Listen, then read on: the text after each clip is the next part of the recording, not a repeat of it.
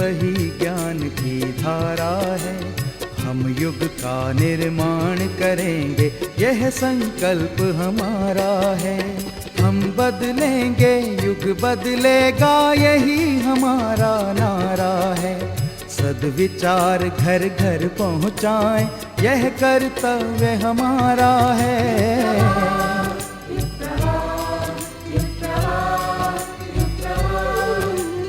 चलो बढ़ें, कुछ अच्छा कर लें, युग ने हमें पुकारा है।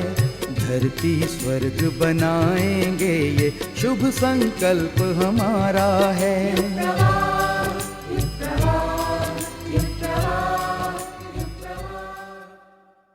नमस्कार, युग प्रवाह में आप सबका स्वागत है। पूज्य गुरुदेव की जन्म शताब्दी निकट आ रही है। इस क्षण में याद आ रही है उन महान सत्ता की जिन्होंने अनगिनत भूले भटकों को सन्मार्ग दिखाया, पीड़ितों की पीड़ा हरी और गिरते हुओं को सहारा दिया।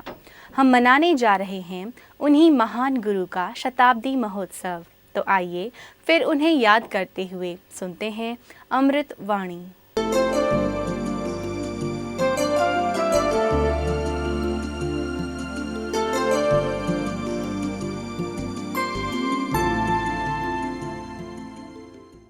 हमारे बारे में जो हमारे गुरुजी का साक्षात्कार हुआ और उन्होंने ये कहा कि तुमको हमारे कहने पर चलना चाहिए।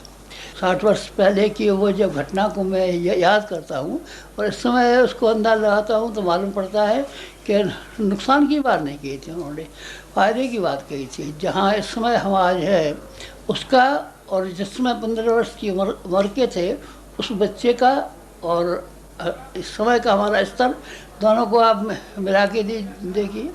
हमको सलाह मुनासिब दी गई थी कि गलत दी गई थी? नहीं, गलत नहीं दी गई थी, सलाह बहुत मुनासिब दी गई थी और मुनासिब सलाह से हमारा फ़ायदा हुआ। उस समय मालूम पड़ता था कि नुकसान हो रहा है। 24 वर्ष तक खाना नहीं खाना पड़ेगा, जो कि रोटी पर रहना पड़ेगा, ये करना पड़ेगा, पढ़ाई लिखाई बंद करनी पड़ेगी, ये करना पड़ेगा, ये करना पड़ेगा, कितनी बातें बता दी। लेकिन उस समय हमारा लोगों को मालूम पड़ता था कि नुकसान की बात बताई जा रही है, लेकिन वास्तव में वो नुकसान की बात नहीं थी, नफ़े की बात थी। आज हम आपको एक इसी तरह की बात बताने को हैं जो आपको शायद ये मालूम पड़ेगी कि हमको नुकसान की बात बताई जा रही है, लेकिन हम आपको यकीन रखिए कि हम नुकसान की बात नहीं बता रहे हैं, आपको नफ़े की बात बता रहे हैं। उसमें आपका नफ़ा ही नफ़ा है, नुकसान हो जाए तो हमारी जिम्मेदारी है। आप हमारे ऊपर यकीन करते हो तो आप ये मान लीजिए कि हमारे फ़ायदे के लिए कहा जा रहा है, नुकसान के लिए नहीं कहा जा रहा है। क्या क्या कह रहे हैं आप? हम यूँ कह रहे हैं कि आपकी लंबी वाली ज़िंदगी है, 40 साल की होगी, 50 की होगी, 100 की होगी, जो भी हो उसमें से अगर आप 1 साल हमारे लिए निकाल दें तो इसमें नुकसान हुआ ना? हाँ साहब, नुकसान में अगर हम 100 रुपये महीने कमाते तो 1200 रुपये का हमारा नुकसान हो गया, हमारा समय चला गया, हमारी खेती में नुकसान हो गया, हमारी दुकान में नुकसान हो गया, हमारा पुराना नुकसान हो गया। और आप सलाह लीजिए किसी से, आपको फ़ायदे की बात बता रहे हैं। क्या फ़ायदे की बात बता रहे हैं? हम ये फ़ायदे की बात बता रहे हैं कि आप सो रहे हैं और आपको नींद आ गई है और आप खुमारी में हैं और आप अपनी सही स्थिति को जान लें तो आपको बड़ा मज़ा है। आप वो है जो कि हमने बड़ी मेहनत से और बड़ी मशक्क़त से आपको ढूंढ ढूंढ के इकट्ठा किया है। जिन लोगों के पास पुराने जन्मों के संस्कार जमा थे और जो इस योग्य थे उनको हमने बड़ी मुश्किल से ढूंढा और बड़ी मुश्किल से जमा किया है। पानी में डुबकी लगाई और डुबकी ला करके मोतियों के तरीके से आपको हमने ढूंढ के निकाला है और आप अपने को समझते ही नहीं। आप अपने आप को पहचान लीजिए कि आप सामान्य आदमी नहीं है और असामान्य है। और आप सामान्य कामों के लिए पैदा नहीं हुए हैं, असामान्य काम के लिए पैदा हुए हैं। आप नौकरी करने को पैदा नहीं हुए हैं, आप पढ़ने के लिए पैदा नहीं हुए हैं। हमने भी पढ़े नहीं है, हम स्कूल नहीं गए, स्कूल और के अलावा हम पढ़े हैं और नौकरी किया नहीं, नौकरी भी नहीं की हमने, लेकिन हम नफ़े में रहे हैं। नौकरी का करते तो क्या मिल जाता और हम पढ़ कर के BA हो जाते तो क्या मिल जाता, लेकिन जो हमने किया है, जो हमको मिला है वो बहुत फ़ायदे का मिला है। और तुम भी जिस लायक हो, जो तुम्हारी वास्तविक योग्यता है, जन्मांतरों की संग्रह की हुई, वो बड़ी योग्यता है। हमारे पास भी जन्मांतरों की संग्रह की हुई योग्यता थी, इसीलिए हमारे गुरु ने स्वयं हमारे घर आकर के ये कहा था कि भाई तू जिस काम में तेरे घर वाले लगाना चाहते हैं उस काम में लगना तेरे लिए ठीक नहीं है, हम जो कहते हैं उसको काम कर। मैंने वही काम किया और उनका कहना न माना होता, घर वालों का कहना माना होता तो फिर वो अपने आप का ज्ञान ही नहीं होता। ये नहीं मालूम होता कि पूर्व जन्मों की संचित संपदा कुछ है क्या हमारे पास। उन्होंने दिखाया तो मालूम पड़ा कि हमारा पूर्व जन्मों का कोई संकलन है और पूर्व जन्मों की कोई संपदा हमारे पास है और हम कोई सामर्थ्यवान व्यक्ति हैं। सामर्थ्यवान व्यक्ति हैं तो हम बड़े काम कर सकते हैं और बड़े काम करने चाहिए। आपसे भी मैं ठीक वही बात कह रहा हूँ, जो पुरानी घटना मेरे साथ बीती है उन्हीं बातों को कह रहा हूँ मैं, कोई और नई बात नहीं कह रहा हूँ। और आपसे ये कह रहा हूँ कि आप हमारा कहना माने तो आप नफ़े में रहें, जैसे कि हम नफ़े में रहे। जिस तरीके से कि पहले जन्मों के संस्कार हमारे पास जमा थे और वो संस्कारों की वजह से इस जन्म में सफलता मिलती चली गई। आप भी अगर कदम उठाएंगे उसी राह पर तो आपको भी सफलता पर सफलता मिलती जाएगी। आपको भी ये नहीं कहना पड़ेगा कि हम घाटे में रहे और हम नुकसान में रहे। आप बड़े सामर्थ्यवान हैं, लेकिन सामर्थ्यवान होते हुए भी ये बड़ी एक अचंभे की बात है कि आप अपने आप को पहचान नहीं पा रहे हैं। इसलिए मुझे आपको जगाना है। जगाने के लिए मैं प्रार्थना कर रहा हूँ आपसे कि आप अपने आप को जगा लीजिए। सोई हुई स्थिति में बने रहेंगे तो बड़ी ख़राब बात हो जाएगी। आप खुमारी में पड़े रहेंगे तो सड़क पर पड़े रहेंगे, नाली में पड़े रहेंगे, नाक रगड़ते रहेंगे और आप शराबी कहलाएंगे और बस थोड़ी देर के लिए फुर्ती मज़ा तो आ जाएगा, लेकिन फिर आप नुकसान में रहेंगे। और इसी तरीके से अगर आप इस खुमारी में जिस खुमारी में अभी हैं, जिस स्थिति में अभी है, आप उसी स्थिति में अभी बने रहेंगे हमेशा, तो आप विश्वास रखिए कि आप एक ऐसा मौका गंवा देंगे जैसा कि मौका फिर कभी नहीं आने वाला, फिर कभी नहीं आएगा ऐसा। ये मौका जो ये है, ये आप ये मान के चलिए कि एक अभूतपूर्व मौका है। ऐसा मौका है कि जिसमें क्या है, जिसमें 500 करोड़ आदमियों का भाग्य बिगड़ सकता है या बन सकता है। 2 का चौराहा है। अगर हम सब मिल के कुछ काम करें तो हम 500 करोड़ आदमियों का भाग्य बना भी सकते हैं। और हम लोग सब मिलकर के लापरवाही करें और अपने अपने स्वार्थों में लगे रहें और अपने मतलब की बात सोचें तो हम 500 करोड़ आदमियों के साथ में विश्वासघात भी कर सकते हैं। सारी दुनिया का भाग्य लिखा जा रहा है। ये ऐसा वक्त है जैसे कि संविधान का किसी ज़माने में लिखा गया था, हिंदुस्तान का संविधान ये है। इसी तरीके से मानव जाति का भविष्य और मानव जाति का भाग्य अभी लिखा जा रहा है और उस लिखे हुए भाग्य और भविष्य में आपका कुछ योगदान होना चाहिए कि नहीं होना चाहिए। मेरा ख्याल है कि आपका योगदान ज़रूर होना चाहिए और आप योगदान करेंगे तो कोई अच्छी बात नहीं। साहब तो हम आपका कहना क्यों माने, तो आप हमारा इसलिए कहना मानिए कि हम जिम्मेदार आदमी हैं और हम अपने जीवन में सफल आदमी हैं। जो बात हम कहते हैं जानबूझ के कहते हैं, समझ सोच के कहते हैं, अपनी जवान का ध्यान रखते हुए कहते हैं, आपकी भलाई का ध्यान रखते हुए कहते हैं। और 500 करोड़ मनुष्य हमारे दिमाग के आसपास घूमते हैं। उनके जीवन मरण का प्रश्न को देख करके आपसे कहते हैं कि आप थोड़ा सा समय निकाल दीजिए हमारे लिए, हमें बहुत सख्त ज़रूरत है कि आप 1 साल का समय लॉटरी में लगा दीजिए और उसके बदले में जो मिलेगा उसको हम बताएंगे समय आने पर। अभी समय नहीं आया है इसलिए नहीं बताते, तो इसके बारे में ये करेंगे। अभी तो आपसे 1 साल का समय की याचना करते हुए और इस समय की बात समाप्त करते हैं।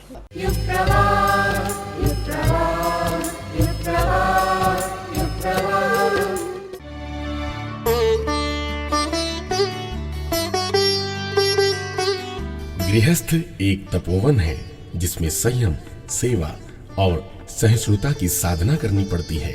पंडित श्रीराम शर्मा आचार्य। अभी आपने सुनी महान पुरुष पूज्य गुरुदेव की अमृत वाणी। उन्होंने चलाया है युग के नए निर्माण करने का एक महानतम अभियान, विचार क्रांति का एक विराट कारवां जो शुरू हुआ सन 1926 से और तब से लेकर अभी तक अविराम गति से चलता आ रहा है। आप जानना चाहेंगे क्या हो रहा है इस कारवां में? तो देखिए जागृति के अग्निकांड में।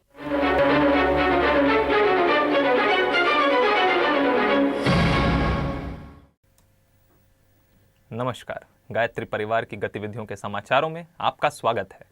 मोरारजी देसाई राष्ट्रीय योग संस्थान दिल्ली द्वारा आयोजित राष्ट्रीय योग सप्ताह सफलता के साथ संपन्न हुआ। देश भर के विविध योग संस्थानों से आए प्रतिभागियों ने इस आयोजन में योग एवं प्राकृतिक चिकित्सा विषय पर अपने अपने विचार व्यक्त किए। इस अवसर पर देव संस्कृति विश्वविद्यालय के योग विभाग द्वारा विभिन्न सांस्कृतिक कार्यक्रम, योग प्रदर्शन एवं नुक्कड़ नाटक द्वारा सप्त क्रांति पर संदेश दिया गया। मनोचिकित्सा की भारतीय विधियों की अवधारणा और प्रयोग विषय पर आयोजित 3 दिवसीय सेमिनार देव संस्कृति विश्वविद्यालय में संपन्न हुआ। मुख्य अतिथि आर्ष विद्या गुरुकुल कोयम्बटूर के अध्यक्ष स्वामी दयानंद सरस्वती, मोरारजी देसाई राष्ट्रीय योग संस्थान के निदेशक डॉक्टर ईश्वर वासव रेड्डी, उत्तराखंड विश्वविद्यालय के कुलपति प्रोफेसर विनय कुमार पाठक तथा देव संस्कृति विश्वविद्यालय के कुलाधिपति डॉक्टर प्रणव पंड्या जी के द्वारा सेमिनार का शुभारंभ हुआ। इस अवसर पर चीन की राजधानी बीजिंग स्थित जियांसी विश्वविद्यालय के प्रोफेसर यू जिंग ने देव संस्कृति विश्वविद्यालय में अपनापन पाने की खुशी जाहिर की। वहीं विशेष अतिथियों ने मनोविज्ञान की भारतीय तकनीकी के प्रशिक्षण व प्रयोग के संबंध में अपने विचार व्यक्त किए। Insanity is basically losing touch with reality, creating a reality out of reality,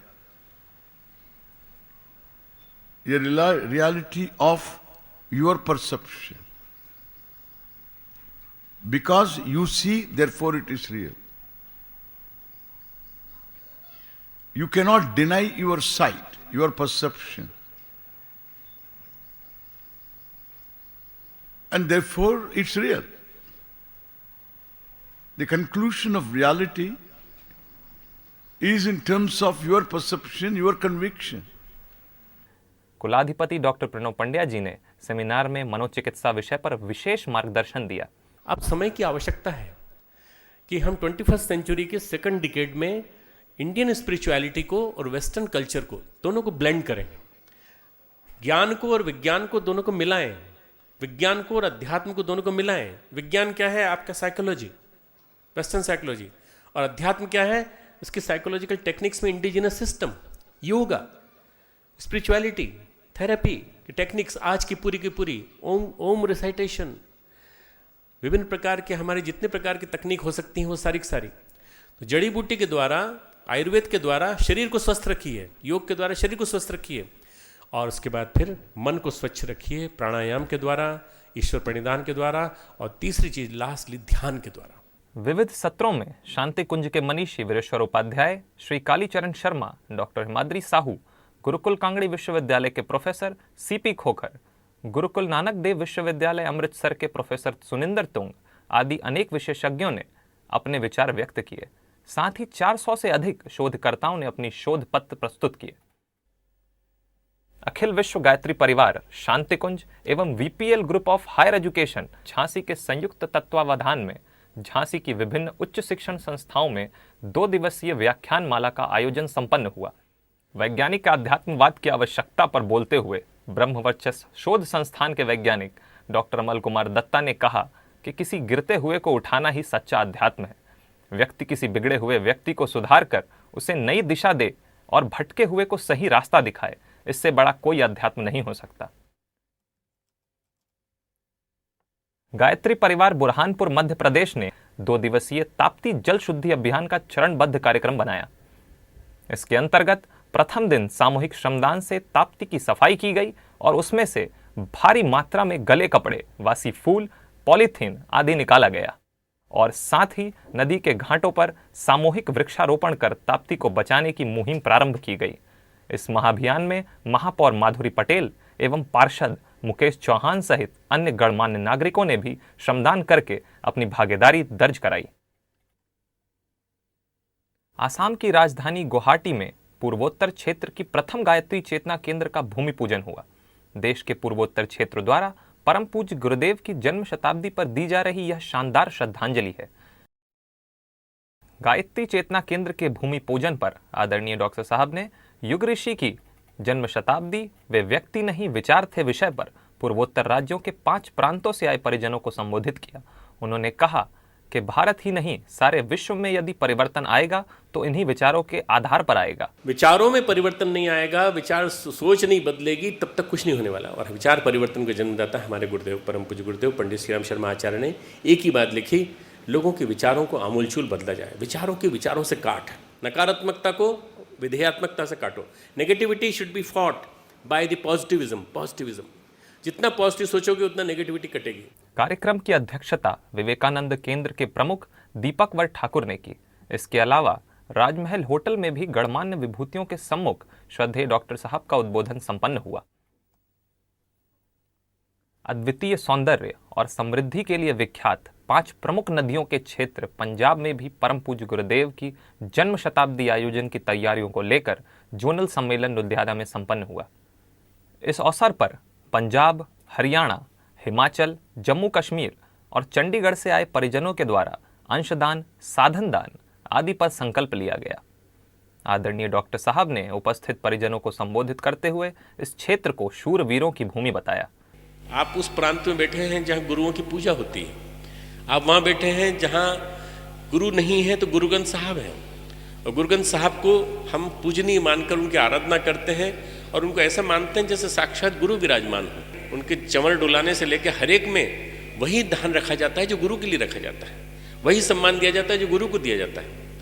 ये जो सम्मान की परंपरा गुरु के प्रति है, ये पंजाब, हरियाणा, हिमाचल पूरे क्षेत्र में संव्याप्त है और इसी ने गुरु सत्ता को स्थापित किया पूरे देश में। इसके अलावा शांति कुंज के श्री बृजमोहन गौड़ जी, श्री कालीचरण शर्मा जी आदि वरिष्ठ प्रतिनिधियों ने भी प्रतिभागी कार्यकर्ताओं को मार्गदर्शन दिया।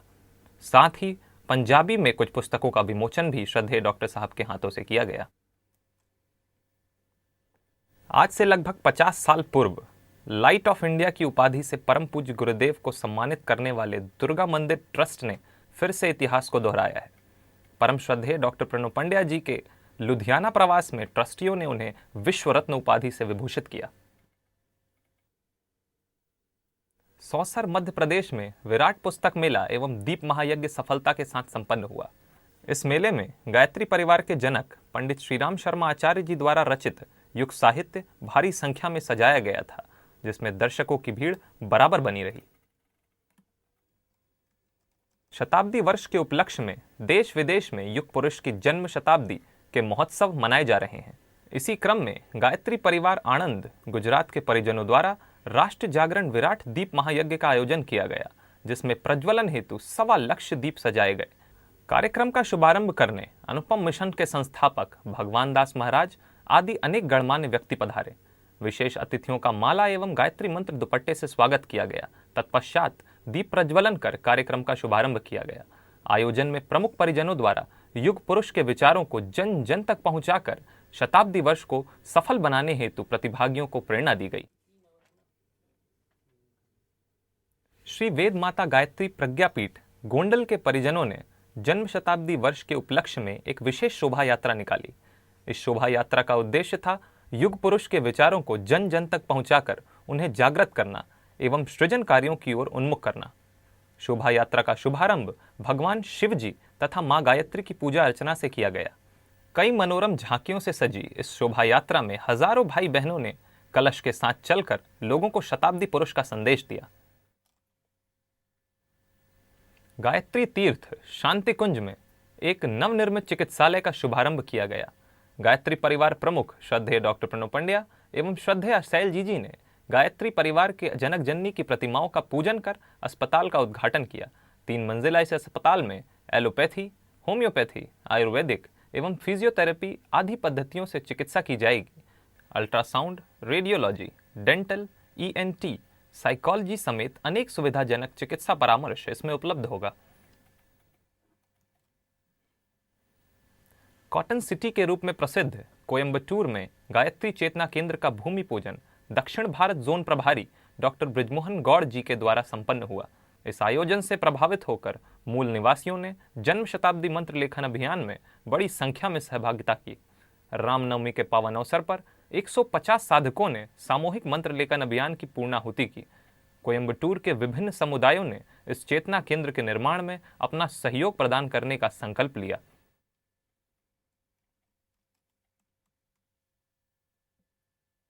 जन्म शताब्दी वर्ष के उपलक्ष्य में देश विदेश में जोर शोर से विभिन्न कार्यक्रम संपन्न हो रहे हैं। इस क्रम में युग पुरुष की पवित्र जन्मभूमि आवलखेड़ा, टुंडला, फर्रुखाबाद, शिकोहाबाद और आगरा में जन्म शताब्दी महोत्सव के 2 चरण हर्षोल्लास के साथ संपन्न हुए।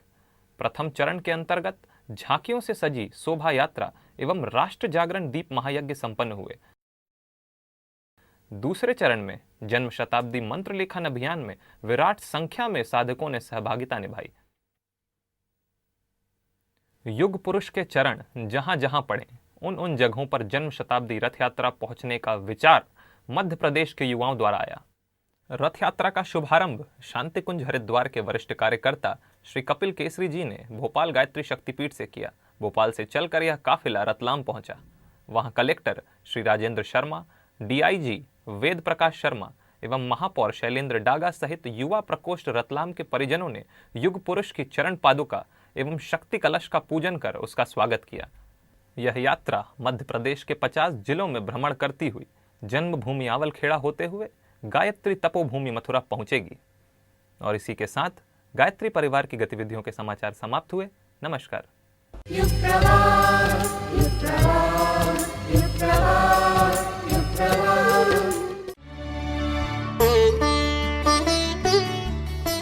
आत्म सुधार की पहली आवश्यकता है अपने दोषों को स्वीकार करना।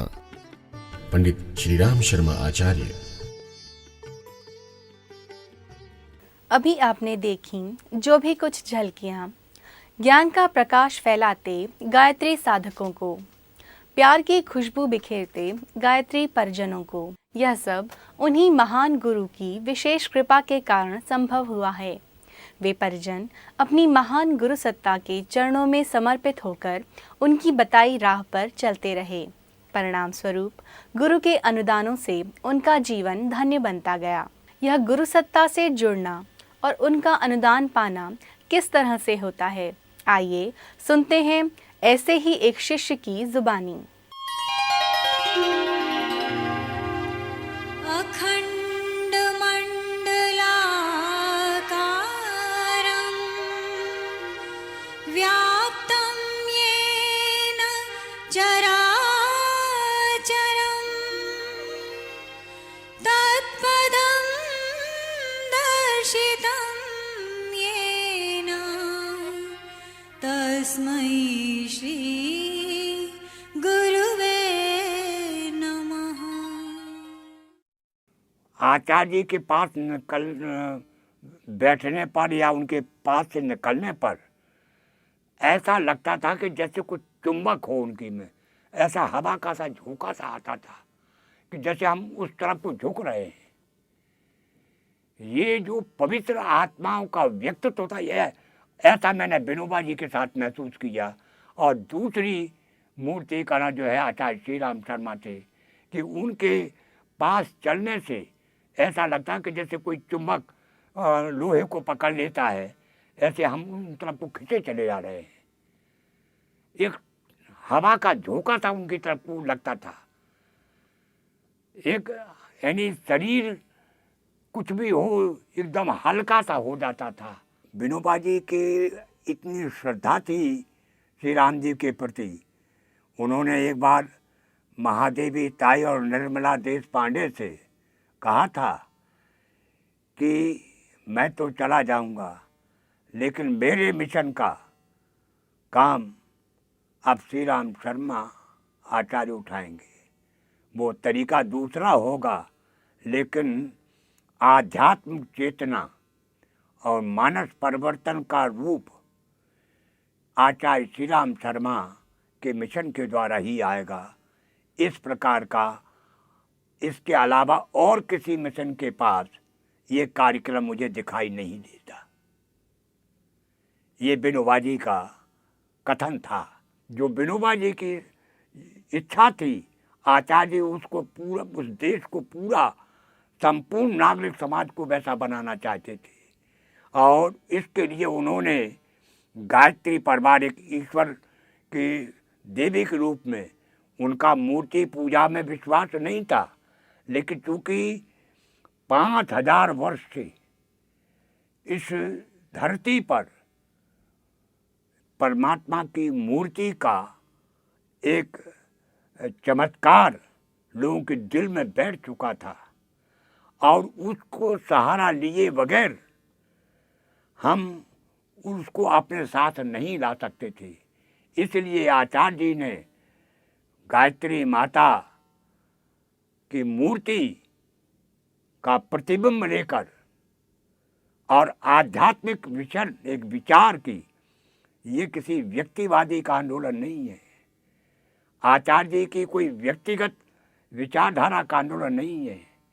ये समाज के परिवर्तन की एक विधा है, एक विचार है जो आचार्य श्री राम शर्मा ने दिया। और ये विधा से जनता का आत्म परिवर्तन होगा।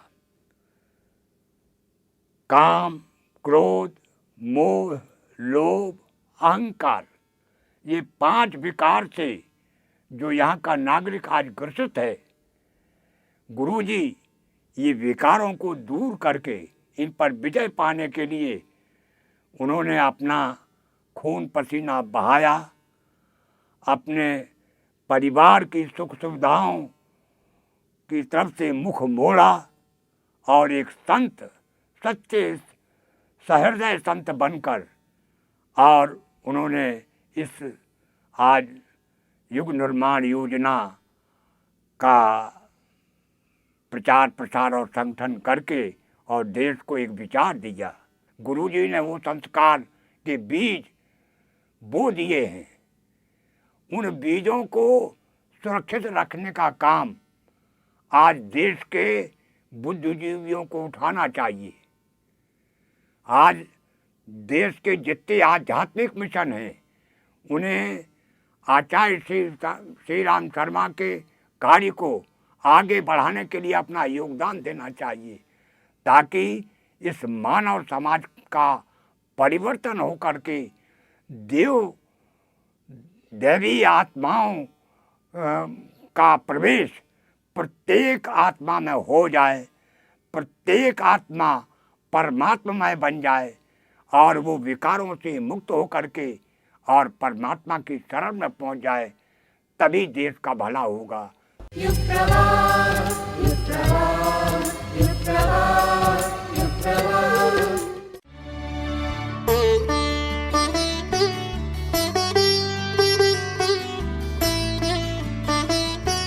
सबसे बड़ा दीन दुर्बल वो है जिसका अपने ऊपर नियंत्रण नहीं। पंडित श्रीराम शर्मा आचार्य। खाए पिए और मस्ती मारे, भोगे बहुतेरे भोग, जीवन घिरा है अब रोगों से, चलो करें अब योग। वास्तव में योग ही एक ऐसी विधा है जो मनुष्य को सब प्रकार से स्वस्थ और सुखी रख सकती है। दवा दारू तो एक सीमा तक ही काम आती है, पर योग व्यायाम का अभ्यास केवल बाह्य शरीर ही नहीं, अंदरूनी अंगों एवं सूक्ष्म तंतुओं तक को प्रभावित कर उन्हें परिपुष्ट एवं स्वस्थ बनाता है। तो आइए यहाँ हम आपको दिखाते हैं ऐसा ही एक आरोग्य कारक योगाभ्यास। आप इन्हें सीखें और सुखी जीवन का आनंद लें।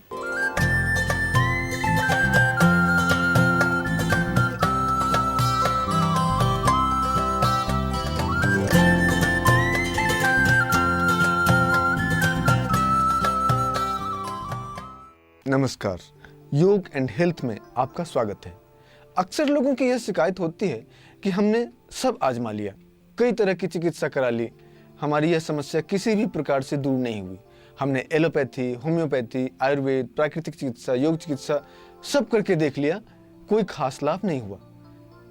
सतु दीर्घकाल नैरंतर्य सत्कार सेवितु दृढ़भूमि, महर्षि पतंजलि ने अपने योग सूत्र में शायद उन्हीं व्यक्तियों के लिए समाधान बताया है। सूत्र का आशय है कि यदि दीर्घकाल तक यानी लंबे समय तक, नैरंतर्य यानी निरंतरता में, सत्कारा सेवितो यानी श्रेष्ठ कार्य का सेवन करने पर, दृढ़ भूमि यानी महत्वपूर्ण आधार, मजबूत आधार, ठोस जमीन का निर्माण होता है। किसी भी महत्वपूर्ण कार्य को लंबे समय तक निरंतर करते रहने पर ही वह फलदायी होता है, अन्यथा लाभ की इच्छा नहीं की जानी चाहिए। यह सूत्र योगाभ्यासी साधकों के लिए निर्देश किया गया है। इसलिए इसका सही सही प्रयोग तो योगाभ्यास के क्षेत्र में किया ही जाना चाहिए। तो फिर देर किस बात की, रोज की तरह आज भी शुरू कर दीजिए योगाभ्यास। प्रारंभ करेंगे वार्म अप एक्सरसाइज।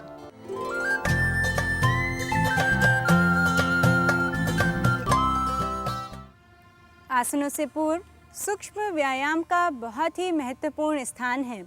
सूक्ष्म व्यायाम हमें तैयार करता है शारीरिक और मानसिक रूप से आसनों के अभ्यास के लिए। आज का सूक्ष्म व्यायाम आपके स्टमक रीजन पे इफ़ेक्ट डालने वाला व्यायाम है। आइए इसके लिए सबसे पहले पीठ के बल सीधे लेट जाएंगे। सूक्ष्म व्यायाम के लिए शारीरिक स्थिति लेंगे। आपके दोनों पैर मिले रहेंगे, दोनों हाथ कमर से लगे रहेंगे, गर्दन सीधी रहेगी। प्रारंभ करेंगे। सबसे पहले आप राइट लेग को 30 डिग्री एंगल तक उठाएंगे। श्वास को लेते हुए पैर ऊपर, श्वास को छोड़ते हुए पैर नीचे। पैर की मांसपेशियों को खिंचाव देके रखें।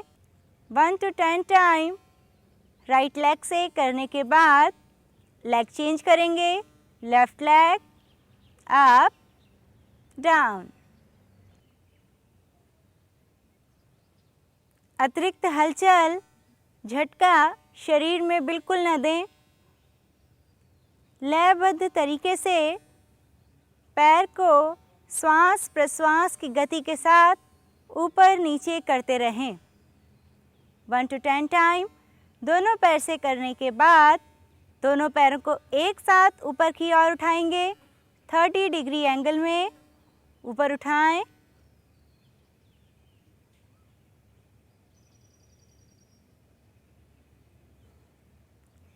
श्वास लेने के साथ आप पैरों को ऊपर उठाएंगे। श्वास छोड़ते हुए पैर नीचे।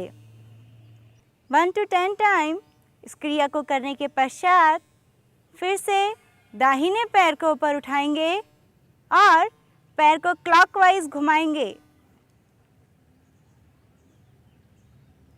क्लॉकवाइज घुमाएं। 10 टाइम। क्लॉकवाइज घुमाने के बाद opposite direction anti clockwise 10 time. ध्यान रहे आपका पैर ऊपर जाएगा, श्वास भीतर, पैर नीचे आएगा, श्वास बाहर। पैर को बिल्कुल सीधा रखें, घुटने से पैर को न मोड़ें।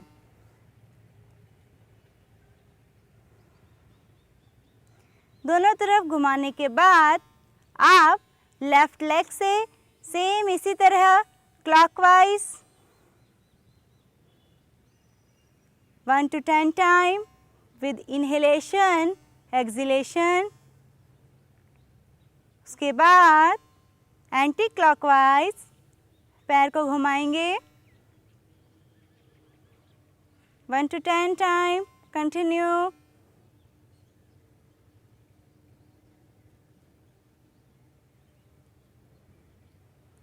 दोनों तरफ से पैरों को घुमाने के बाद दोनों पैरों को एक साथ घुमाएंगे।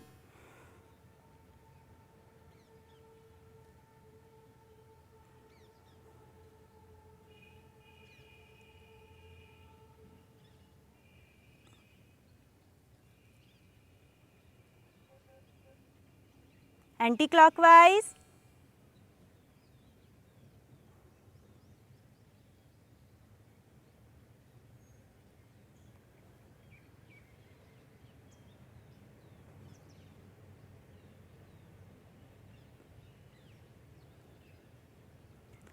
क्षमतानुसार घुमाने के पश्चात आप विश्राम करें शवासन की स्थिति में। यदि आप चाहें तो हर स्टेप के बाद भी विश्राम कर सकते हैं।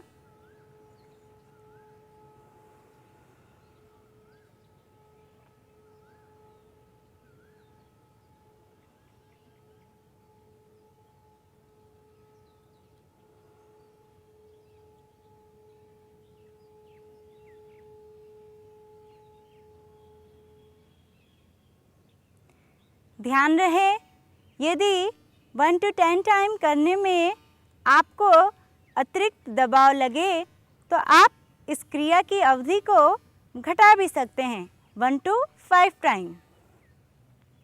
नेक्स्ट स्टेप, दोनों पैरों को सांस लेते हुए ऊपर उठाएंगे, सांस छोड़ते हुए नीचे ले जाएंगे। अगेन,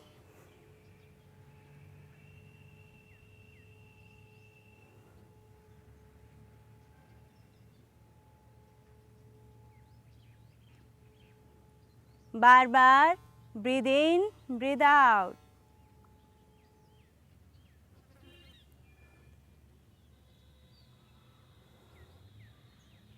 ध्यान रहे इस क्रिया में आपके घुटने सीधे रहेंगे, कमर जमीन से लगी रहेगी। लगातार 1 to 10 टाइम इस क्रिया को दोहराएं।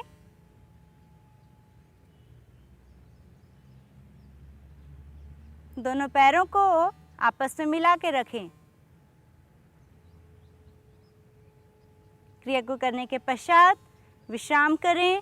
शवासन की स्थिति में दोनों पैरों के बीच 1 से 1.5 फीट का गैप, दोनों हाथों की हथेलियां कमर से 6 इंच की दूरी में, गर्दन सीधी, ढीला छोड़ें शरीर की समस्त मांसपेशियों को, एब्डोमिनल रीजन लूज रिलैक्स।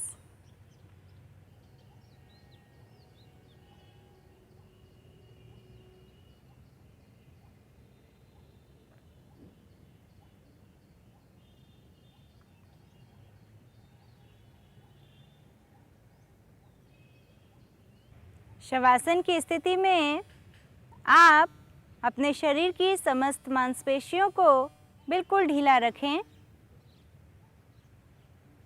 जो खिंचाव, तनाव क्रिया की स्थिति में हुआ है उसे शिथिलीकरण के माध्यम से समाप्त करें।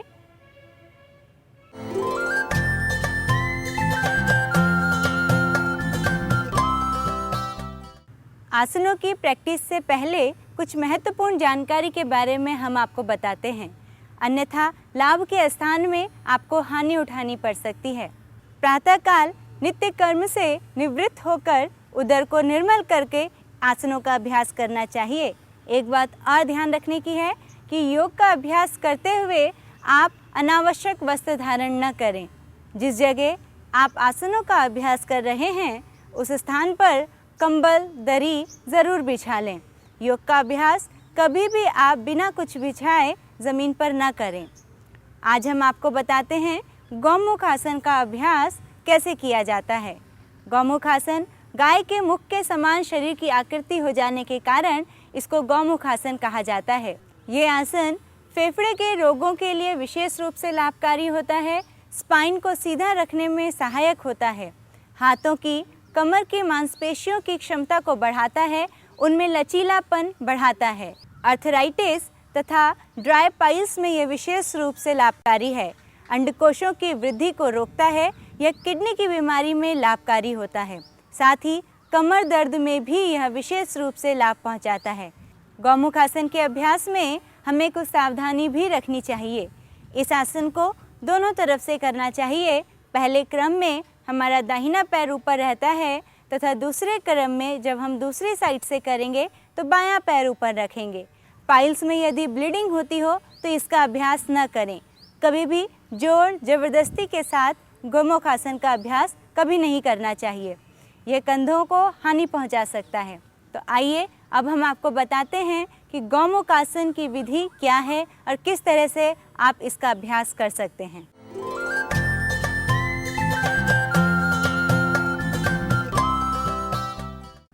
आइए अब हम आपको बताते हैं गौमुख आसन का अभ्यास कैसे किया जाता है। सबसे पहले दंडासन की स्थिति में आएंगे। आपके दोनों पैर सीधे सामने की ओर रहेंगे। आपके दोनों हाथ दोनों बटक्स के अगल बगल रहेंगे। आपकी कमर, गर्दन बिल्कुल सीधी रहेगी। सबसे पहले प्रारंभ करते हैं बाएं पैर से। धीरे से बाएं पैर को घुटने से मोड़ते हुए दाहिने थाइस के नीचे लाएंगे। ध्यान रहे आपकी एड़ी बटक्स के बाहर रहेगी। धीरे से दायां पैर मोड़ते हुए बाएं पैर के ऊपर लाएंगे। आपकी बटक्स के बगल में ही आपकी हील रहेगी। ध्यान रहे एड़ियों के ऊपर आपको नहीं बैठना है। प्रयास करें आपके दोनों घुटने एक सीध में हो, एक घुटने के ऊपर ठीक दूसरा घुटना हो। आपकी कमर गर्दन सीधी। धीरे से दोनों हाथों को घुटनों के ऊपर रखेंगे।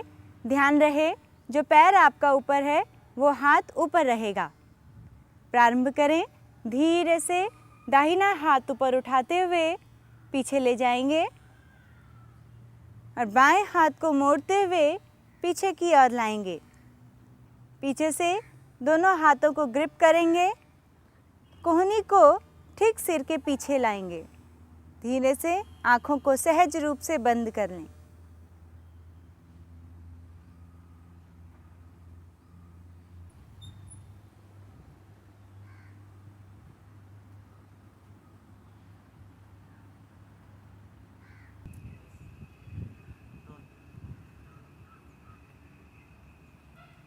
वापस आने के लिए धीरे से पहले आँखों को खोलेंगे। दोनों हाथों की पीछे से ग्रिप को खोलेंगे। ऊपर वाला हाथ धीरे धीरे सीधा करेंगे। नीचे वाले हाथ को मोड़ते हुए सामने लाएंगे। धीरे से ऊपर वाला हाथ नीचे लाएंगे। धीरे से दोनों हाथों की सहायता से ऊपर वाले पैर को सीधा करेंगे। उसके बाद नीचे वाले पैर को सीधा करेंगे। दोनों पैरों के बीच 1 से 1.5 फीट का गैप लेके दोनों हथेलियाँ पीछे की ओर रखेंगे। शरीर को ढीला छोड़ेंगे। अपनी गर्दन कंधे की ओर रखेंगे। आंखें बंद।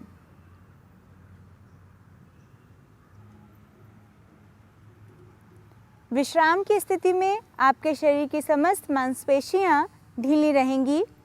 सामान्य करेंगे श्वास प्रश्वास को। उसके बाद सहज रूप से वापस पुनः स्थिति में आ जाएंगे। ध्यान रहे जिस प्रकार लेफ्ट लेग से आपने इस आसन का भी अभ्यास किया उसी तरह सेम राइट लेग से भी स्टार्ट करके इसको करेंगे। दोनों तरफ से जो हम इस आसन को करते हैं तो पूर्ण लाभ हमें इस आसन का मिलता है। आसन करने के पश्चात विश्राम ज़रूर करें। विश्राम की स्थिति में शरीर की समस्त मांसपेशियों को ढीला छोड़ें और आसन से जो आपके शरीर में परिवर्तन हुआ है उस परिवर्तन को देखने का प्रयास करें। जिस भी भाग में आपको खिंचाव तनाव लगा है उसे कम करने का प्रयास करें। क्षमतानुसार आसन का अभ्यास करने के पश्चात सहज स्थिति में पुनः वापस आ जाएंगे।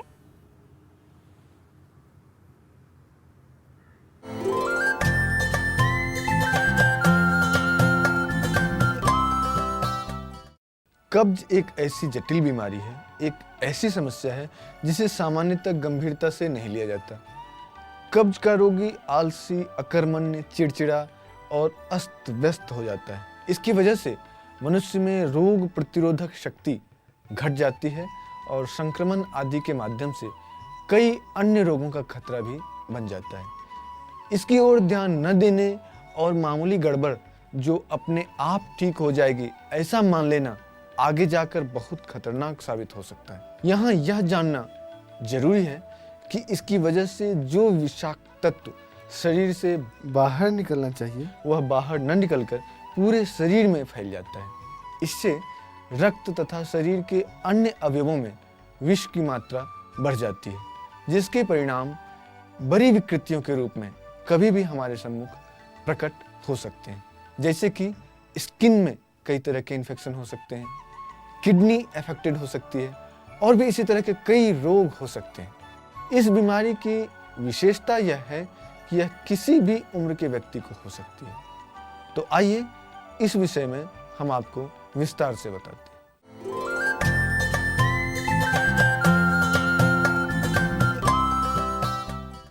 सबसे पहले तो हम यह जान लें कि यह समस्या होती क्यों है। वर्तमान में प्रचलित आहार जिसमें चिकनाई की मात्रा ज़्यादा होती है, अकर्मण्य जीवन शैली, व्यायाम की कमी, जल एवं रेशे युक्त भोजन की कमी एवं तनाव युक्त मानसिकता आदि कई ऐसे कारण हैं जिसकी वजह से यह समस्या उत्पन्न होती है। इसे पहचानने के लिए कुछ ऐसे लक्षण हैं जिन पर कि गौर किया जाए तो आसानी से पहचानी जा सकती है। जैसे शौच के समय मल का आसानी से निष्कासित न होना, पेट में निचले हिस्से में भारीपन एवं उत्साह की कमी आदि। जब हम आपको इसके बायो मैकेनिज्म के बारे में बताएंगे तो यह बताना चाहेंगे कि यह रोग किस तरह एक समस्या बनती है। वस्तुतः शाक सब्जियों की कमी, रेशेदार भोजन की कमी की वजह से हमारे पेरिस्टाल्टिक मूवमेंट यानी कि आकुंचन प्रकुंचन की प्रक्रिया में कमी आती है और बॉवेल मूवमेंट यानी कि भोज्य पदार्थों के आंतों में आगे बढ़ने का क्रम आसानी से नहीं हो पाता है। दूसरा, भोजन जो हम कर रहे हैं जैसे ब्रेड, बिस्किट, मैदे वाली चीज़ें, मांस, अंडे, तेल, पनीर युक्त भोजन आदि आसानी से पचते नहीं तथा आंतों में पड़े रहते हैं। तीसरा कारण यह है कि शरीर में जल की कमी की वजह से बड़ी आंत, खास तौर से रेक्टम में जितनी मात्रा में वाटर होना चाहिए जो आंतों के अंदरूनी सतह को चिपचिपा बनाए रखती है, उसकी कमी से मल का संपर्क आंतों से हट जाता है क्योंकि मल सूख गया है। इसकी वजह से पेरिस्टाल्टिक मूवमेंट में कमी आती है और हमारा दबाव मल के ऊपर से हट जाता है। इससे रेक्टम उसे बाहर निकाल नहीं पाता।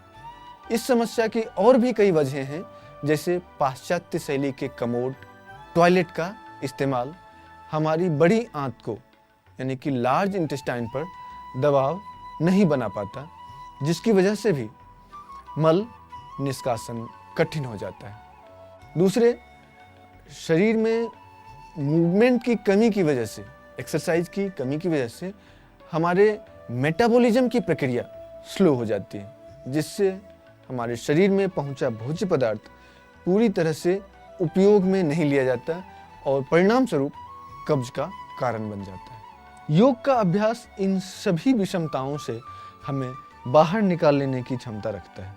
मुख्य रूप से शोधन क्रियाएं, जहां हमारे मलों के निष्कासन में महत्वपूर्ण भूमिका निभाती है, वहीं आसन प्राणायाम के अभ्यास से बॉवेल मूवमेंट आसान हो जाता है और यदि इसके साथ रेशेदार भोजन का प्रयोग भी प्रारंभ कर दिया जाए तो कब्ज से सर्वथा मुक्ति मिल जाती है।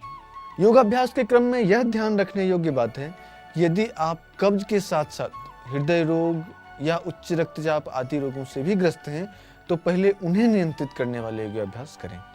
इसके लिए हमारे आगे के एपिसोड में आपको हम बताते रहेंगे। यदि आप केवल कब्ज और उदर संबंधी अन्य विकारों जैसे हाइपरएसिडिटी, ओबेसिटी, डायबिटिक मेलेटस आदि से ग्रस्त हैं तो आपके लिए योगाभ्यास के क्रम में से सबसे पहले क्रियाएं जैसे लघुशंख प्रक्षालन, वमन, कपालभाति, अग्निसार आदि अभ्यास बहुत ही उपयोगी अभ्यास हैं।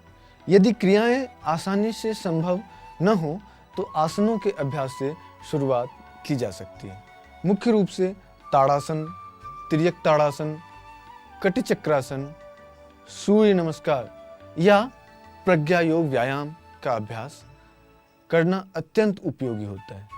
उसके तुरंत बाद थोड़ी देर का शवासन करें। फिर धीरे धीरे कुछ ऐसे अभ्यास जैसे लेटकर पैरों को चलाने वाले अभ्यास, उदराकर्षण आसन आदि से उदर की मांसपेशियों में गति देना चाहिए। चक्की चालासन, नौका चालासन, इसके अलावा वज्रासन में बैठना तथा शशांकासन, सुप्त वज्रासन आदि अभ्यास के माध्यम से भी उदर के क्षेत्र में रक्त के प्रवाह को गति देना चाहिए। यदि आप योगाभ्यास करते हैं तो फिर पश्चिमोत्तानासन, धनुरासन आदि का अभ्यास प्रमुखता से करें। आसनों के अभ्यास के बाद प्राणायाम का अभ्यास किया जाना चाहिए। इस क्रम में नाड़ी शोधन प्राणायाम, भस्त्रिका प्राणायाम अपनाए जाने चाहिए। तनाव से अपने आप को मुक्त रखने के लिए ध्यान, खासतौर से सविता का ध्यान उत्तम होता है। योगाभ्यास के अलावा कुछ और क्रम भी जीवन में अपनाए जाने चाहिए, जैसे निश्चित समय पर जगना और निश्चित समय पर मल त्याग करना। भोजन और शयन के बीच में 2 से 3 घंटे का अंतर रखना। भोजन के बाद टहलना या वज्रासन में बैठना। दिन में कम से कम 5-6 लीटर पानी पीना आदि कुछ ऐसे क्रम हैं जो कब्ज से मुक्ति दिलाने में बड़े ही उपयोगी हैं। लघु शंख प्रक्षालन या वमन आदि के अभ्यास की चर्चा आगे हम विस्तार से करेंगे। इसके लिए देखते रहिए हमारे आगे के एपिसोड्स।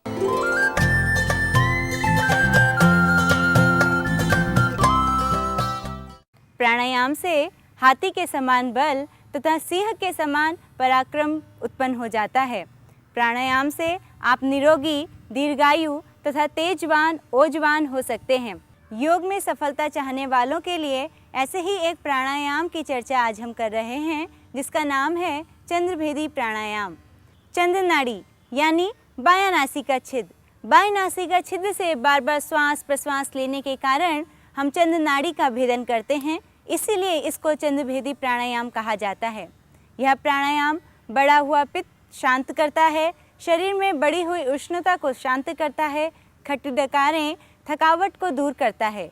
बाएं नासिका छिद्र यदि बंद हो जाए तो थोड़ी देर दाईं करवट पर लेट के बाएं नासिका छिद्र को चलाना चाहिए। इसके पश्चात ही चंद्रभेदी प्राणायाम का अभ्यास किया जा सकता है।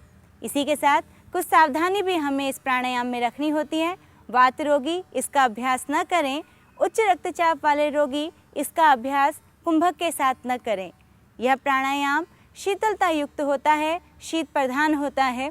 गर्मियों के दिनों में यह प्राणायाम बहुत ही उपयोगी होता है। ठंडियों के दिनों में ठंडी के समय इसका अभ्यास वर्जित माना जाता है। आइए इस प्राणायाम की विधि के बारे में अब हम आपको बताते हैं कि चंद्रभेदी प्राणायाम को कैसे किया जाता है।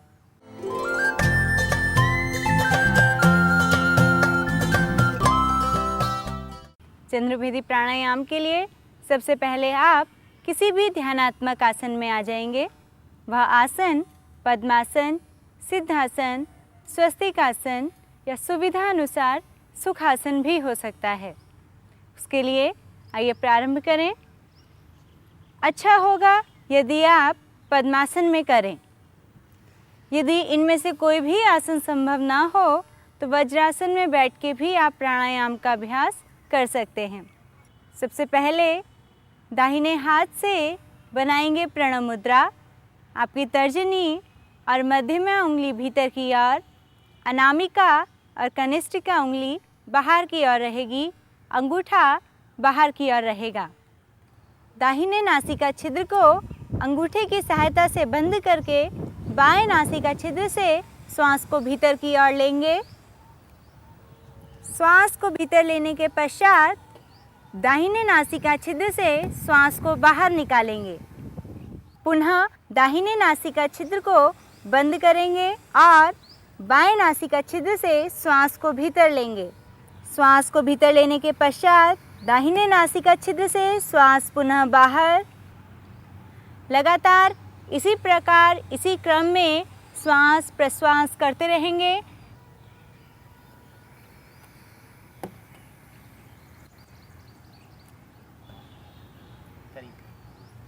चंद्रभेदी प्राणायाम बिना कुंभक और जालंधर बंद को करने के पश्चात धीरे से आँखों को खोलेंगे। प्रणव मुद्रा को धीरे से नीचे की ओर लाएंगे। थोड़ी देर आँखें बंद करके शांत भाव से शरीर में उत्पन्न हुए परिवर्तन को देखने का प्रयास करेंगे। चंद्रभेदी प्राणायाम करने से आपके भीतर जो शांत भाव उत्पन्न हुआ उसका आनंद लें। स्थिरता के साथ शांत चित्त होके पूर्ण एकाग्रता के साथ बैठे रहें और सामान्य करें श्वास प्रश्वास की गति को। ब्रीथ नॉर्मल होने के बाद प्रारंभ करेंगे चंद्रभेदी प्राणायाम कुंभक और जालंधर बन के साथ। पुनः फिर से दाहिने हाथ से बनाएंगे प्रणव मुद्रा। दाहिने नासिका छिद्र को अंगूठे की सहायता से बंद करेंगे और बाएं नासिका छिद्र से श्वास को भीतर की ओर लेंगे। श्वास को भीतर लेने के पश्चात दोनों नासिका छिद्रों को बंद करेंगे, कुंभक लगाएंगे। उसके बाद जालंधर बंद लगाएंगे। जालंधर बंद में आप अपनी चिन्ह को कंठकूप से लगाएंगे। इसके पश्चात धीरे से गर्दन को सीधा करते हुए दाहिने नासिका छिद्र से रेचक करेंगे। ये एक चक्र हुआ चंद्रभेदी प्राणायाम का। प्राणायाम की प्रक्रिया से आपके शरीर में जो परिवर्तन आपको महसूस हुआ उसके प्रति सजग रहेंगे। जो ठंडापन, कंपन, पसीना, घबराहट, जो भी जैसा भी अनुभव हुआ उसके प्रति अपनी सजगता को बनाए रखेंगे। ध्यान रहे क्षमता अनुसार ही आप चंद्रभेदी प्राणायाम को करें। आप धीरे धीरे इसका अभ्यास बढ़ा भी सकते हैं। 5 मिनट से प्रारंभ कर गर्मियों के दिनों में आप इसका अभ्यास बढ़ाएं तो आपको अधिक लाभ मिलेगा।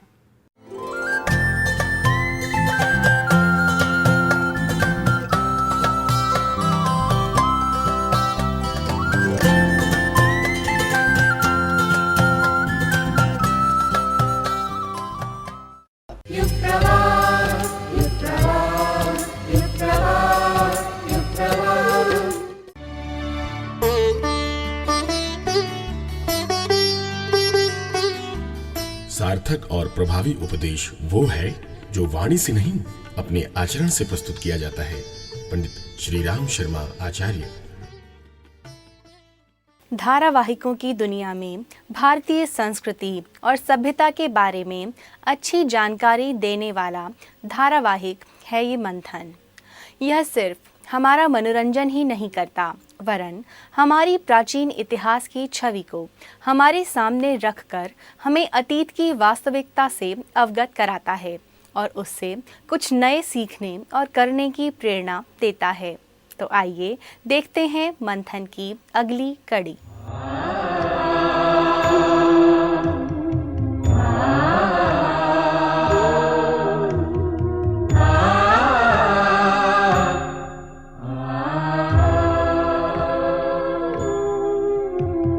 घटाटोप अंधियारा छाया, घटाटोप अंधियारा छाया, कुछ ना देखे सूझे ना, भटके मन की व्यथा घनेरी, कोई न समझे बूझे ना, कोई न समझे बूझे ना। घटाटोप अंधियारा छाया,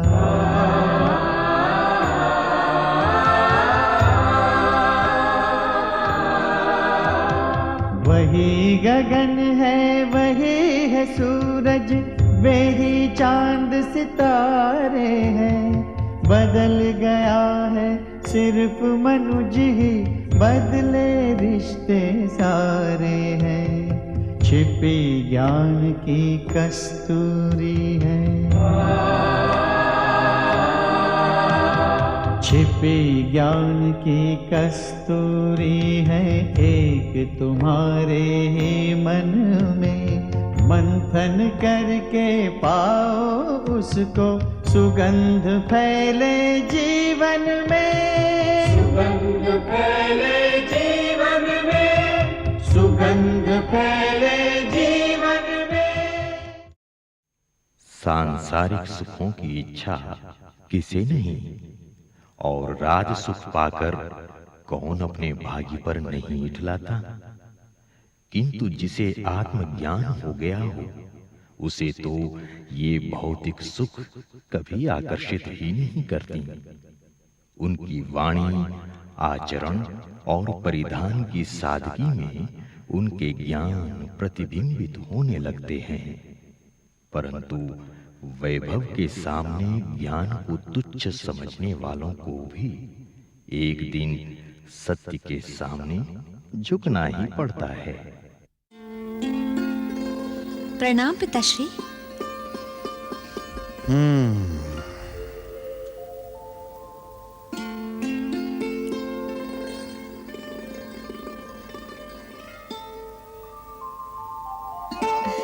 जी, किसी विशेष प्रयोजन से मुझे बुलाया पिताश्री? क्या एक पिता अपनी पुत्री को बिना किसी प्रयोजन के नहीं बुला सकता? पर बुलाने का अवसर तो मिले। पुत्री को तो चाहिए कि वो सदैव अपने माता पिता की सेवा में लगी रहे, और वो भी बिना किसी प्रयोजन के। जियो मेरी बेटी, कितना विद्वतापूर्ण उत्तर देती हो। देखो, तुम्हारी उच्च शिक्षा के लिए सर्वश्रेष्ठ आचार्यों की नियुक्ति की गई है। शास्त्रों के ढेर लगा दिए गए। अलग अलग विषय के लिए अलग अलग शिक्षक और आचार्य रखे गए। उन लोगों ने तुम्हें विद्वान तो बना दिया, ज्ञान का अक्षय भंडार तुम्हें दिया, मधुर वाणी को मुखरित किया, शास्त्रों की शिक्षा दी, किंतु क्या पिताश्री? किंतु वे तुम्हें श्रृंगार, परिधान और राजसिक मर्यादा के प्रति सजग रहने की शिक्षा देने में असफल रहे। पर ये आपसे किसने कह दिया? ये वस्त्र बिना आभूषणों और श्रृंगार के स्वयं तुम्हारा ये वेश कह रहा है। तुम इस राज्य के महाराजा गजपति नरसिंह देव की पुत्री हो, एक राजकुमारी हो। एक राजकुमारी का ये वेश, ये रूप। इस राजमहल की दासियां भी तुमसे अधिक दाम के वस्त्र पहनती हैं, श्रृंगार करती हैं, आभूषण पहनती हैं, क्योंकि उन्हें मालूम है कि वे इस राजमहल की दासियां हैं। और एक तुम हो। लगता है तुम्हारे शयन कक्ष में दासियां दर्पण लगाना भूल गईं। दर्पण वही दिखाता है पिताश्री जो सब लोग देखते हैं, किंतु मन का दर्पण तो आत्मा का वो सौंदर्य दिखाता है जिस पर समय की धूल कभी नहीं जमती। मैं तन के श्रृंगार से अधिक मन और आत्मा को शाश्वत बनाने पर अधिक ध्यान देती हूँ। मुझे तो इस वक्त आप भी एक महान युग पुरुष के रूप में नजर आ रहे हैं, जो एक प्रिय पिता के रूप में मेरे सामने खड़े हैं। क्या मैं तुम्हें एक राजा के रूप में दिखाई नहीं देता? तुम्हारे मन का दर्पण तुम्हें यथार्थ और सत्य से दूर लेता जा रहा है। क्षमा करें पिताश्री, पर आपको सम्राट के रूप में तो सभी देखते हैं, किंतु सम्राट के अंदर की आत्मा ज्योति को कोई नहीं देखता, जो कभी मन नहीं पड़ती।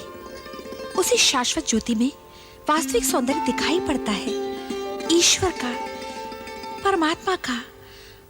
और एक व्यक्ति का सम्राट होना तो उसके पूर्व जन्म के सुकर्मों का फल है, किंतु उसका तेज, यश और प्रताप सब ईश्वर की कृपा है, उसके सुप्रारब्ध का फल है। अच्छा, मेरा साम्राज्य, मेरा शौर्य, मेरा प्रताप, यह सब ईश्वर की कृपा और दया है? केवल भाग्य का खेल है? पुत्री चित्रा, एक सम्राट कभी भाग्य के भरोसे नहीं बैठता। वो अपनी कृपाण की धार से शौर्य का इतिहास लिखता है। एक राजा किसी की कृपा और दया से चक्रवर्ती सम्राट नहीं बनता, चाहे वो तुम्हारा भगवान ही क्यों ना हो। बेटी, तुम्हारे अंदर की शिक्षा और ज्ञान का सागर तुम्हारे विवेक और मर्यादा का किनारा तोड़ने लगा है। उसे संभालो बेटी, उसे संभालो, और जाकर दरिद्रता से रंगे इस वेश को बदलकर राजकुमारी के श्रृंगार और परिधान को अपनाओ। ज्ञान की गरिमा को भाग्य के ठंडे आंसू से मत पोंछो। मेरे प्रताप और मेरे भाग्य से तुम इस राज्य की राजकुमारी हो। सारा विचार करो, यदि मैं राजा नहीं होता तो तुम राजकुमारी कैसे होती? ये वैभव और दास दासियों के बीच कैसे पलती, कैसे बढ़ती? ये उच्च शिक्षा कैसे प्राप्त करती? सोचो। क्षमा करें पिताश्री, किंतु मेरा राजवंश में पैदा होना, इस राजवैभव के बीच पलना बढ़ना आपके भाग्य से नहीं, मेरे अपने भाग्य पर आधारित है। क्या तुम्हारे होने में मेरे भाग्य के होने का कोई योगदान नहीं? भाग्य का निर्माण तो प्रारब्ध से होता है पिताश्री। मैं अपने पूर्व जन्म के सुकर्मों के कारण ही आप जैसे प्रतापी राजा और प्रिय पिता की पुत्री बनकर पैदा हुई हूँ। शास्त्रों की उच्च शिक्षा ने तुम्हें यथार्थ से दूर कर दिया है। तुम सत्य को तर्क से झुठलाना चाहती हो। जाओ बेटी, अपने ज्ञान और विवेक का एकांत में बारंबार मंथन करो। संभवतः तुम्हारे मन का दर्पण तुम्हारे भाग्य की सत्यता को दिखा दे। महाराज, आप तो व्यर्थ दुखी हो रहे हैं। अपनी प्रिय पुत्र की बातों से ही दुखी हो रहे हैं। उसने तो शास्त्र की बातें की हैं। राजसी वस्त्र और श्रृंगार उसे नहीं भाता, तो आप उसे क्यों बाध्य करते हैं? बात वस्त्र और श्रृंगार की नहीं है। उसने अपने ही भाग्य को महत्व दिया है। मेरे भाग्य का महत्व उसकी दृष्टि में कुछ नहीं। पिताश्री, आप शिकार के लिए कब जाएंगे? हम कल जाएंगे बेटी।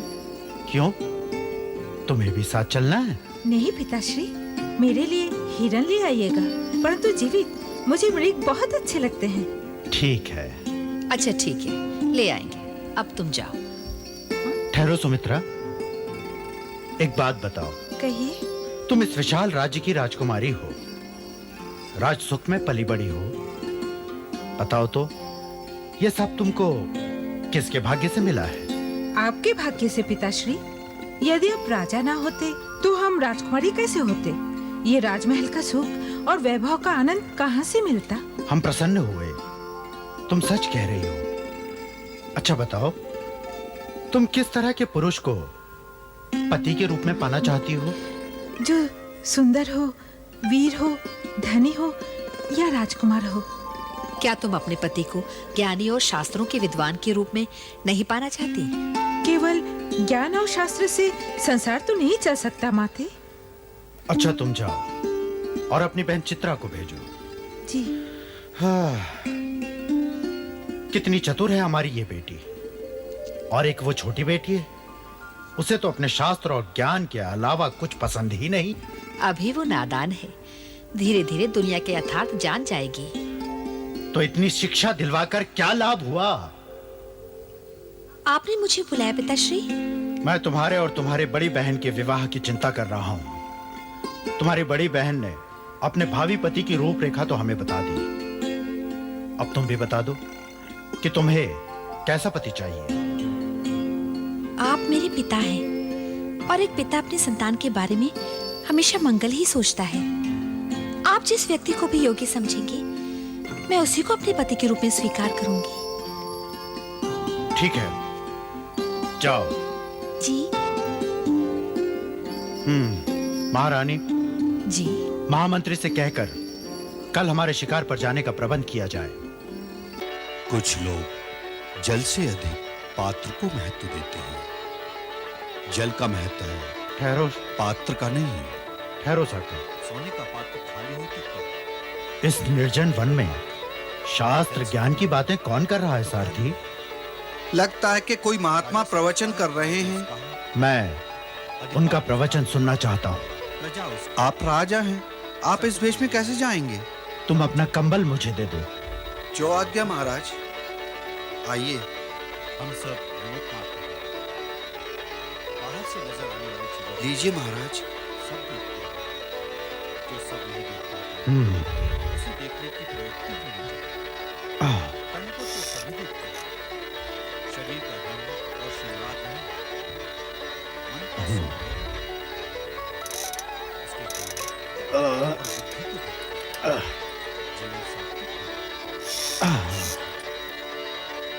कुछ लोग जल से अधिक पात्र को महत्व देते हैं। सोने का पात्र खाली हो तो क्या, और मिट्टी का पात्र जल से पूर्ण हो तो क्या नहीं। राजा समझता है राज्य उसका है, अधिकार उसका है, प्रजा उसकी है। सत्य तो यह है, समूचा ब्रह्मांड परमात्मा का है। हम सब निमित्त मात्र हैं। बाहर से नजर आने वाली चीजों को तो सब देखते हैं, जो सब नहीं देख पाते उसे देखने की प्रवृत्ति होनी चाहिए। तन को तो सभी देखते हैं, शरीर का रंग और श्रृंगार नहीं। मन का सौंदर्य देखो, उसके ज्ञान और बुद्धि को देखो।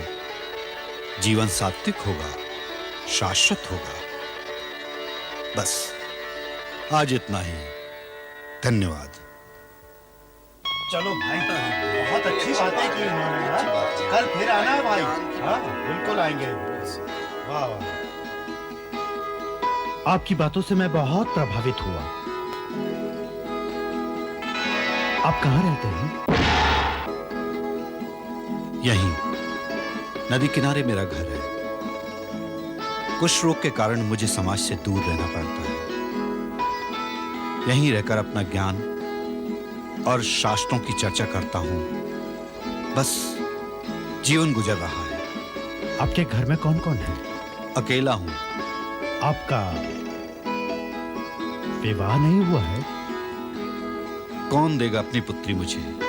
यदि आपका विवाह एक अति संवेदनशील, सुशील, शास्त्र के ज्ञान से परिपूर्ण कन्या से कर दिया जाए तो मैं इसे अपना सौभाग्य समझूंगा।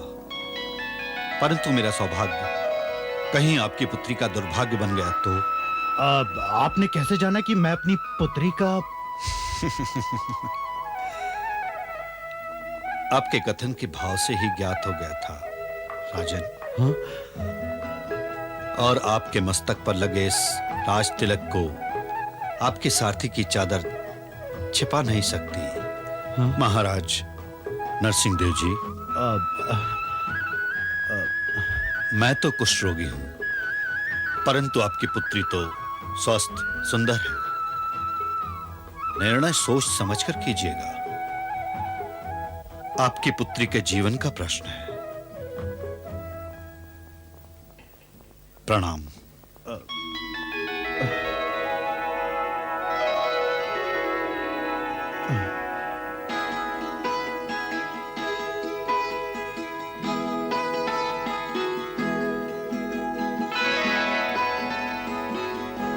प्राणनाथ, ये आप क्या कर रहे हैं?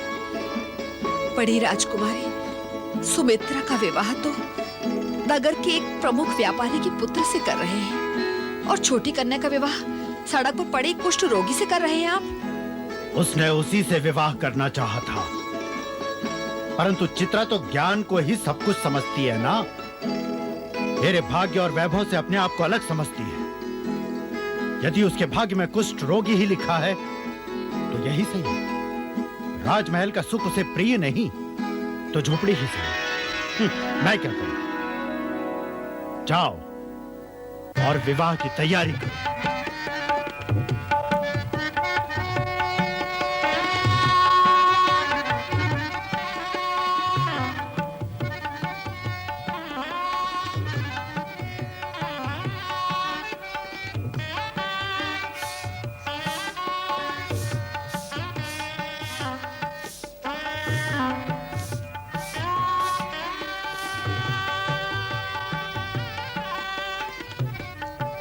राजमहलों के सुखों से वंचित तुमको भला मैं क्या सुख दे सकता हूं? मेरी पत्नी बनकर तुम्हें कष्टों के बीच रहना पड़ रहा है। ऐसा ना कहिए स्वामी। अगर राजमहल की दीवारों में ही असली सुख होता तो हर एक राजा सुखी होता। अगर स्वर्ण आभूषणों में ही सुख होता तो कोई भी एक सोने की अंगूठी पहनकर सुखी हो जाता। अगर उत्तम भोजन में ही सुख होता तो एक हलवाई सबसे ज्यादा सुखी होता। पत्नी का असली सुख तो पति के चरणों में ही होता है, धन और वैभव में नहीं। ओम नमः शिवाय। प्रणाम महाराज। अखंड सौभाग्यवती भव। तुम्हारा पति कहाँ है? यही तो है मेरे पति। कुष्ठ रोगी? कुष्ठ रोग से मुक्त होने का एक अलौकिक मार्ग है। वो क्या महाराज? यदि तुम महाशक्तिमयी गायत्री माता का 1.25 लाख मंत्र का एक लघु अनुष्ठान करो तो निश्चित रूप से तुम्हारा पति कुष्ठ रोग से मुक्त हो जाएगा। भूर्भुवः स्वः तत्सवितुर्वरेण्यं भर्गो देवस्य धीमहि धियो यो नः प्रचोदयात्। ॐ भूर्भुवः स्वः तत्सवितुर्वरेण्यं भर्गो देवस्य धीमहि धियो यो नः प्रचोदयात्। ॐ भूर्भुवः स्वः तत्सवितुर्वरेण्यं भर्गो देवस्य धीमहि धियो यो नः प्रचोदयात्। ॐ भूर्भुवः स्वः तत्सवितुर्वरेण्यं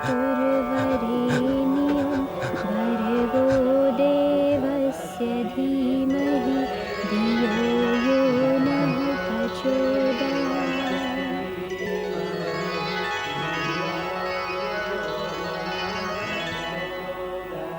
ॐ भूर्भुवः स्वः तत्सवितुर्वरेण्यं भर्गो देवस्य धीमहि धियो यो नः प्रचोदयात्।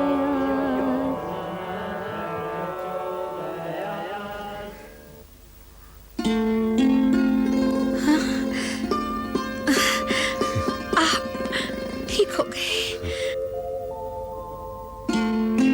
महाराज, बेटी चित्रा के लिए वही वन में एक राजमहल बनवा दीजिए ना। कैसे बनवाऊं? बेटी चित्रा तो स्वयं मना करती है। इसी प्रस्ताव को लेकर महामंत्री कई बार उसके पास गए हैं, परंतु वो तो कहती है कि वो अपने कुष्ठ रोगी पति के साथ उसी टूटी फूटी झोपड़ी में बहुत प्रसन्न है। मुझे चित्रा की चिंता नहीं, मुझे सुमित्रा की चिंता है। उसका पति धन और वैभव के गर्भ में मार्ग से भटक गया है, शराबी हो गया है, कणिकाओं के संपर्क में आ गया है। लेकिन उसने अपनी पसंद की व्यक्ति से शादी की है, उसमें हमारा क्या दोष? लेकिन चित्रा का विवाह तो आपने किया है, उसकी सुख दुख का दायित्व तो आप पर है। परंतु वो तो अपने स्वाभिमान का ही सम्मान करती रहती है। फिर भी हम कल चित्रा के पास जाएंगे।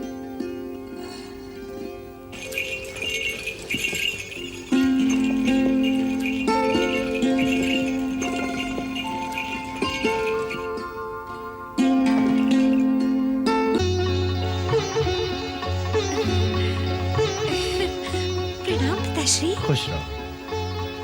प्रणाम माते। जीती रहो। मुझे अति प्रसन्नता हुई कि तुम अब पूरी तरह स्वस्थ हो, वरना कुष्ठ जैसे रोग से मुक्ति किसे मिलती है?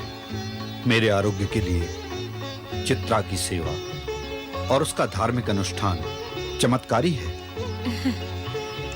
पिताश्री, सुमित्रा दीदी कैसी हैं? क्या कहें, पति शराबी हो गया है और उसके चरित्र का पतन हो गया है। आज तुम्हारी बात समझ में आ रही पुत्री। धन और वैभव में सुख नहीं है। सुख तो संसार की सत्यता और जीवन के तत्व के ज्ञान को सच्चे अर्थ में समझने के पश्चात ही सच्चा सुख है। तुम्हारी सरलता और उच्च विचार से पूर्ण जीवन में जो सुख और आनंद है, वो राजमहल के ऐश्वर्य, आभूषण, शौर्य और शक्ति में कहां?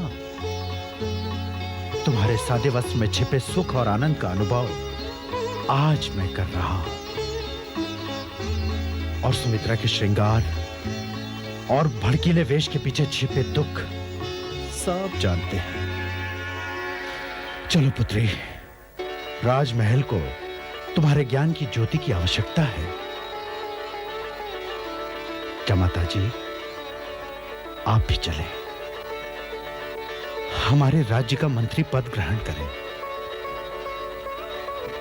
आप दोनों विद्वान और गुणी व्यक्तियों की इस राष्ट्र को अत्यंत आवश्यकता है। चलो बेटी, चलिए। चलो।